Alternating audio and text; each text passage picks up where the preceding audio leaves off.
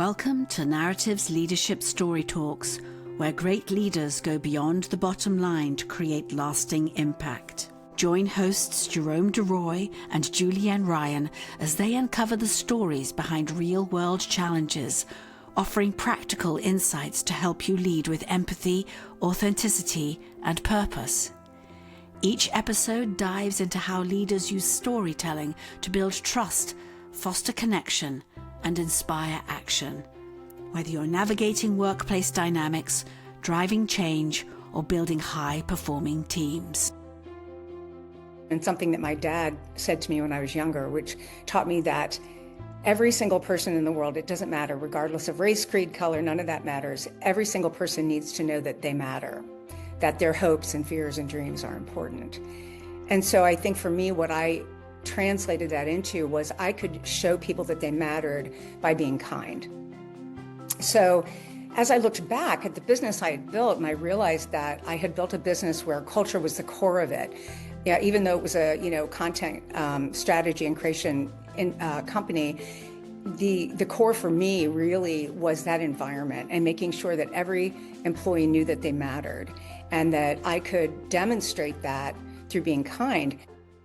Hello and welcome back to Leadership Story Talks. We just heard a little excerpt of our latest live event with Jen Mueller, Christy Pretzinger, and Kelly Skwarcan. Really amazing individuals, accomplished professionals to begin with, and then add to that these really wonderful stories that they told. So I know that you had some thoughts about what we could say as part of this debrief. Absolutely. And it's always interesting to see when we step away from the stories that they have little links of continuity and some constant themes. And the one thing came to mind when I heard each one of them reflected was winning. But what does that look like? And when we're not going to win. So Kelly talked about a situation that challenged her revenue stream, questioned her integrity, her professional, everything, their worst nightmare. And at some point, she realized she wasn't going to win against the entity that was putting that forward. And she stepped away and took her energy elsewhere. You had Jen, who championed somebody else to be the winner. And she literally physically stepped away out of the limelight and let the other person shine. And then thirdly, Christy, who won on a larger scale for herself and in the community she's building and looking to do with her commitment to kindness. And so winning on so many different fronts. So what are you thinking? Yeah, no, absolutely. And I think one of the things that I really love about what you just said is that, that's an example. It's a model of leadership, basically, that I think they just embodied with these stories because, and maybe Christy on paper is sort of, she leads a multi-million-dollar business and has staff, et cetera, and as you said, built a business based on kindness. But her story was so great at showing us that it actually started with her. She needed kindness herself. And so, I feel like there's so much that she was modeling as a leader that, yes, it started with her, but then you start to get people, you start to get your employees in and teams get formed. And then suddenly it can't be about you anymore. It's all about them and making them feel like they matter. That was a big theme of her story. And I feel like with Kelly and Jen, they were modeling something very similar. Maybe Jen in particular, because what she was talking about in her story was putting the spotlight on someone else, to use her skill set and access to media, because she's a broadcaster, to go and interview someone and make sure that that person would have memories for life based on that interview. So she didn't ask any questions, about the person's performance or anything like that, but she asked all the questions about what this meant to that person and with that person's family right there, right? Of course, our listeners have to go back and listen to all these so that it makes sense to you, but these were kind of big themes.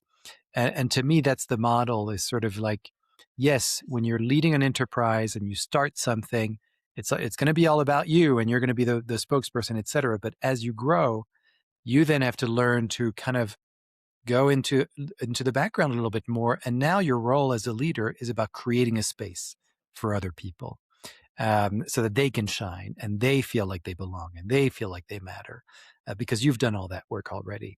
So I thought that was just such a great lesson to get from these stories, which were highly personal. I mean, we're now talking about something that's really universal, but these stories were super specific, personal to somebody's life, unique to somebody's life. And yet I never stopped marveling at the power of stories, because you would think, oh, well, that's so specific and unique to you. It doesn't really relate to me. But actually, it's the exact opposite. All of these were super specific to their experience. And look at us. We are now talking about universal themes around leadership, around values, around kindness, winning. That's our interpretation. And none of the storytellers really talked about that. They just told their stories. But it's amazing when you tell your story and really keep it simple and specific and unique to your experience, your audience is going to get so much out of that. And they're going to feel like it's relatable and engaging. It's true. And to everyone out there, it's not about memorizing every word, curating every word. It's about being in the moment. And the way this story got told is they visualized also the audience and us, and saw how they can step into other people's shoes to bring their story Yeah. forward. And it's something we're all hungry for, that, Mm. they navigate against criticism, heartbreaking criticism or loss, of a business. Mm. And I don't always need a limelight. It can be about somebody else. Mm-hmm. And magic ingredients. So what if we all put that into the pot and play that forward? Yeah. And I'm learning every day. This is like such an amazing experience for me. And I know Mm. you put your heart and soul into this, product. So it's great. Yeah, and I think, I mean, you said something earlier that, or at least my interpretation of it was that it's yes, we're hungry for this, right? Hmm. That's I think exactly what you said, and I think that's so true. I mean, I think it starts with us, right? We're hungry for this. We need this in our lives and in our work, and then you start to share that with others. And this is our third live event with a whole different set of storytellers. So we've now had 9 storytellers, all with very different backgrounds, different genders, different races, et cetera, et cetera. The list goes on. And yet, I think you were commenting on this as well. There were so many connections between all of them. I can even look at the latest one we did and look at the very first one and make connections between those Hmm. stories. And I think that's what we're hungry for right now, is we're hungry for connection in a world that's very divided. And we're hungry for these stories that are they seem really small because they're so specific, but look at how much we get out of those, as opposed to very loud voices all the time being bombarded with headlines that upset us and things that make us happy but upset us again. And it's just like this whirlwind that we have absolutely no control over, and there's no specificity in that, or not much. It's very general terms. Even when we say the world is divided and polarized, it's very general, it's very broad, and yet it kind of creates this very stressful environment that, Hmm. for a lot of people, feels very stressful and is anxiety provoking, because we're not quite sure what the future is going to look like. Yeah. We're anxious about it. So when we are dropped into other people's stories that we can relate to and are engaging to us, we feel connected to strangers, and then we feel less alone. That's certainly true for me. It's like, wow, okay, yeah, I get inspiration from this.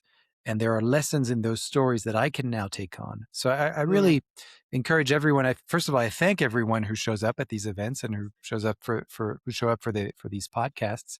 But I really encourage everyone who's listening to seek that out, seek out these specific stories, wherever you are in the world, whether it's events that you can go to and listen to stories, or whether it's with your family members, your colleagues. Ask them to tell you their story, where you come from, how did you get here? I know that's a favorite That's prompt of yours, but I think that's how it starts. And that's how we feel more connected and less alone. So 2 points before we part company for this episode. One of it is our culture and is built on a lot of the other and the less, our commercials, our products, encouraging, if you only had this, you'll be more, or those people versus us people. What if we went the flip side and just got curious and explored, is what I always say. And the other thing I wanted to share, it happened yesterday. I was writing an email and I thought of you. I was like, oh my word. I was writing to somebody I do projects with, and I was weighing in, and I was using metaphors and analogies. And she says, you speak in story. And I was like, yay, I can use this. It's permeating everything. Yeah. It was just an update email about it. Actually, it was a tech update. Just like how I got to stories, I don't know. But I'm just thinking, but if you can work it, the moral of that is it fits in anywhere. Yeah. And it can be a little bit of humor to light somebody's day, or just explain your sentiment and just be creative and just say, you and me, I get you. I get where you're coming from. Totally. Well, thank you. And on that note, I want to remind our listeners that we have of course, Leadership Story Talks Live. Stories That Shaped Us is one of our latest initiatives. We also have the Listening Lab, where it's really a space for people to come in and share any communication issues that they are struggling with. We meet on a monthly basis. You can learn more about that at narrative.com, NARATIV.com. And obviously you can also look at all our archive of podcasts and so many different resources 180. for you. Mm-hmm. Yeah, that's right. Yeah, gosh, we're getting to 200 probably. So, so anyway, thanks everyone for listening. We really appreciate you. And seek those things out. Go to narrative.com. We already have a built-in community. So if you want to go right into that community, we are ready to listen to you. There's lots of different programs you can take part in, whether that's workshops with your company or one-on-one. Please just ask us, and we are happy to help and support you. So thanks so much. And with that, we'll see you next time. Thanks, Julienne. Thanks. All the best. Cheers, everyone. Bye. For more information on the narrative listening and storytelling method and how it can help your business, go to narrative.com.